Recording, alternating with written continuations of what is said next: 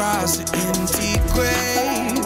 Life eternal, you have won the day. Shout it out, Jesus is alive. He's alive.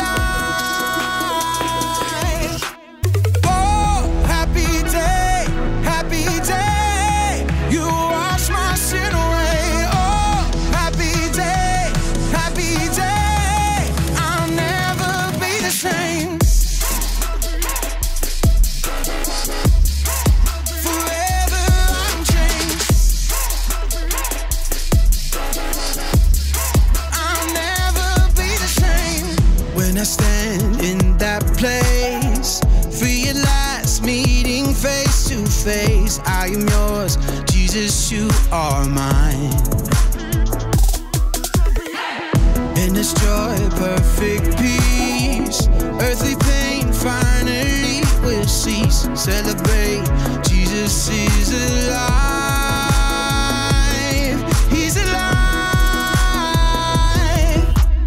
Oh, happy day, happy day. You wash my sin away. Oh, happy day, happy day. I'll never be the same.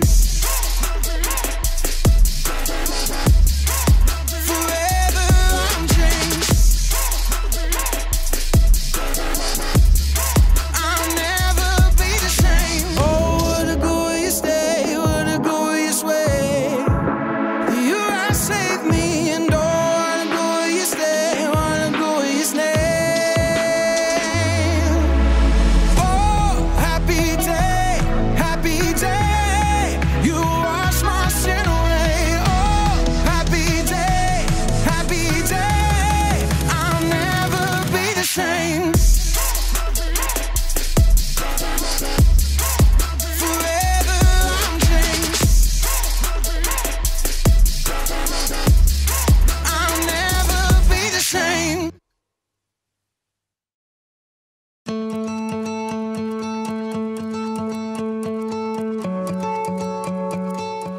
Hey everybody, it's me, Jacob, but you can call me Jake, because, well, that's what everybody calls me. Happy Easter!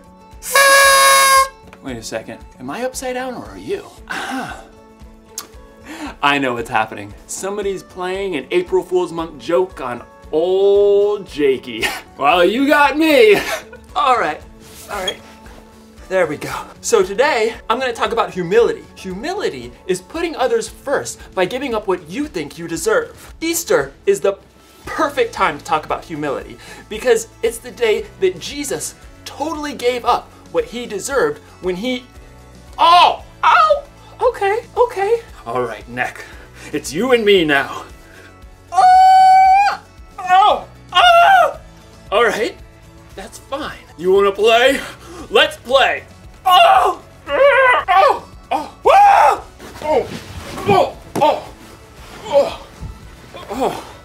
Necks are not supposed to bend that way, but I'm back to normal now. At least my neck is.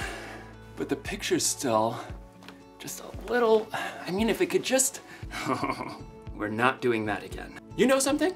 So what if I'm upside down? I'm not gonna let this keep me from celebrating the most amazing event in history. And no, I'm not talking about the time I learned how to juggle. I'm talking about the time when God did something so brain-boggling, it turned the whole world upside down. At least it turned my whole world upside down. My brain is still boggling. I'm boggling all over. You'll hear all about it in today's story, but first I've got to figure out how to get my whole world from upside down to right side up. Hey, okay, some brain ideas. What if you turned your screen upside down? That shouldn't be too hard, right? Or maybe there's a better way. Stay tuned. The Bible. It's 66 books of history, stories, letters, and poetry that fit together to form God's one big story.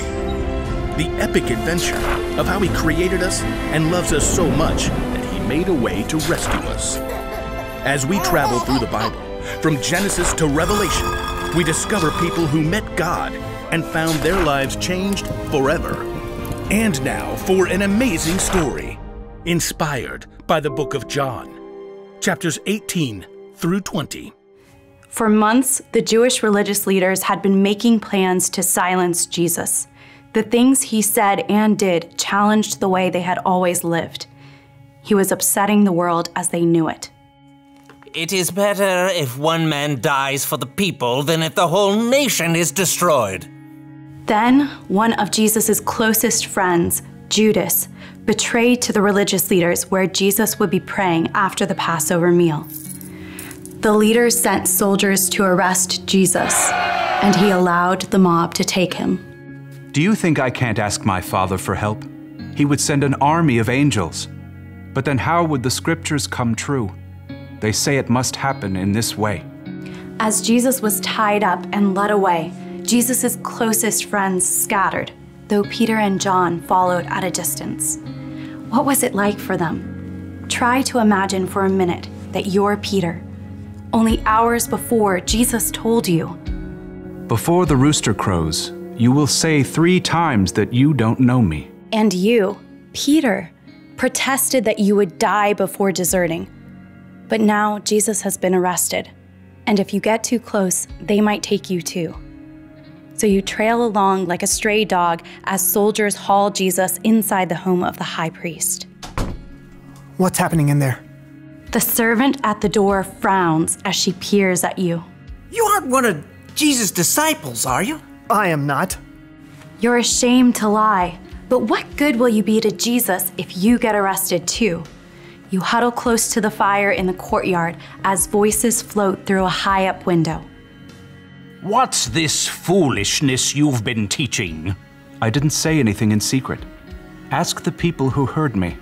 They certainly know what I said. You feel sick. Now they've taken Jesus. You know nothing will stop them. Someone else asks whether you're one of Jesus' followers, and you snap. No, I'm not. Minutes later, another man asks whether he saw you in Gethsemane with Jesus. Your stomach churns. Nope, not me. You realize you have denied Jesus 3 times, just as he said, and all you can do is stagger to your feet and run away, weeping. Now, imagine you're John instead of Peter. Somewhere in the chaos, you've lost Peter. So when soldiers haul Jesus away to the Roman governor, all you can do is follow, alone. From the back of the crowd, you witness the terrible drama as the governor Pilate brings Jesus out. What charges are you bringing against this man? He has committed crimes. Pilate takes Jesus away for questioning. You can only pray that he sees through all the lies and stops this madness. You're horrified when Pilate brought Jesus out again, battered and bruised. I find no basis for a charge against him. No, crucify him! Crucify him! Crucify him! Pilate hands Jesus over to the soldiers who force him to carry the heavy beams of his own rough cross. You know where they are going. Golgotha. It's a hill outside the city. As in a bad dream, you force yourself to follow.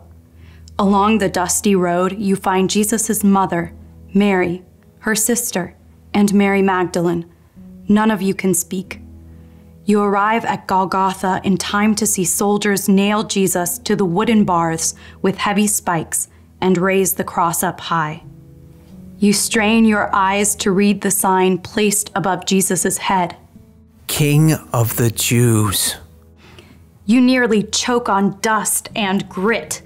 You've seen Jesus do amazing, powerful things, and yet he's allowed himself to be taken and battered. You glance over and see Mary sobbing, so you place your hand on her shoulder. When you look back up, you see Jesus watching his mother through the pain in his eyes. Dear woman, here is your son. Jesus looks directly at you, eyes filled with love. Here is your mother. Yes, Lord. You are overwhelmed to know that Jesus trusts you to take care of his own mother. But the terrible truth sinks in. Jesus knows that he will die. He's planning on it, just as he's been saying for weeks. A short time later, you see him lift his gaze to heaven. It is finished. Then he bows his head, and you can see the life leave his body. All the air seems to leave your own lungs too. You thought Jesus was God's chosen one. How can he be dead? Now, as we move ahead, imagine you're Mary Magdalene, one of Jesus' close followers. Unlike so many others, you've dared to stay there, at the cross. And once Jesus is dead, you dare to follow the men who take his body for burial, Joseph of Arimathea and Nicodemus. A garden tomb. The evening has faded, and it's now the Sabbath. You want to honor Jesus by anointing his body with spices, but it will have to wait until the Sabbath is over. So you stay hidden indoors until early Sunday morning, then you make your way through the dark streets. The stone. What will I do about the stone? As you arrive, you recall that a heavy stone was rolled to block the entrance of the tomb, but now... It's gone! You gasp as you peer inside the tomb. Gray light reveals. It's empty! Heart pounding, you race back through the streets to the home where the disciples are staying. They have taken the Lord out of the tomb. We don't know where they have put him. You can see the shock in Peter's face. John gapes, and then they both begin to run to see for themselves. At a loss, you follow slowly, weighed down with exhaustion and confusion. When you reach the garden, you see Peter and John ahead, trying to make sense of it. You hang back as they leave again. What more is there to say? As the first rays of dawn light up the garden, you reach the tomb. Tears spill down your face as you bend to look inside once more. Two figures in radiant white sit where Jesus' body lay. You can't even begin to think what this means. Woman, why are you crying? They have taken my Lord away. I don't know where they've put him. You turn away to catch your breath and find another man standing right there. At first you think Peter or John has returned, but it's not one of them. Maybe it's a gardener. Woman, why are you crying? Who are you looking for? Sir, did you carry him away? Tell me where you put him, then I will go and get him. Mary. The moment he speaks your name, you see, you understand. It's Jesus. Teacher. You fling yourself at his feet because there isn't anything else you can do. Gently, he touches your shoulder.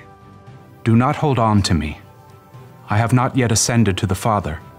Instead, go to those who believe in me. Tell them, I am ascending to my Father and your Father, to my God and your God. You rise to your feet, still weeping, but your tears are full of joy. You start to run again because you can't wait 1 second more to deliver the news. I have seen the Lord. Jesus chose to face death for those he loved, and now he's defeated it. Jesus is alive. It's the best news ever for everyone across all time. I don't know about you, but every time I hear the Easter story, my brain literally explodes. Well, not like literally. I mean like figuratively, literally. Seriously, think about it. When God made the first two people ever, he told them if they ever ate fruit from the bad tree, they would surely die. Well, they did it anyway, and they died. And they stayed dead, because that's how death was supposed to work. So did everyone who came after them. Abraham died. Moses, all these people died and they stayed dead because that's how death was supposed to work. But then came Jesus. When Jesus died, everyone thought he was gonna stay dead too. But God can do stuff that nobody else can do. So he rolled away the stone and brought his son back to life. I'm getting lightheaded just thinking about it. Jesus is so strong, not even death can stop him. So it's kind of like everything's upside down in this story too. Jesus dying when he didn't do anything wrong is upside down. Jesus coming back from the dead is upside down. Even I'm upside down. Whoa, all right, okay. I'm gonna get back up now. I'm getting really lightheaded. Oh. Here's the one thing to remember today. Jesus put us first. Jesus died on the cross so me and you can have a relationship with God that lasts forever. And Jesus rose again to show that there's literally nothing he can't do. Literally, literally. So, you should definitely put your faith in Jesus if you haven't already. Ask someone you trust if there's anything you don't understand. That's what I'd do. In fact, does anyone understand how to make a video turn right side up again? I mean, I've tried everything. Wait a second. My phone's upside down.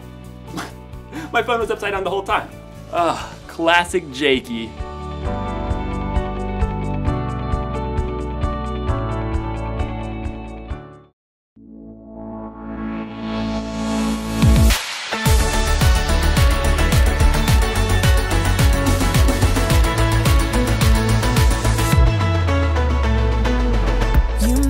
Darkness run and hide, you bring the broken back to life.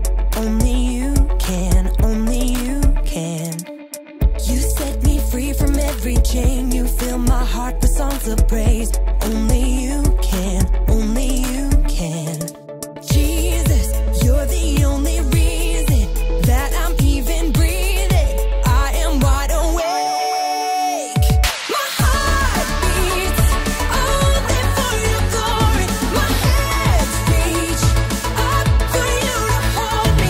My soul sings, Father, you are holy. My feet dance to your rhythm, to your rhythm.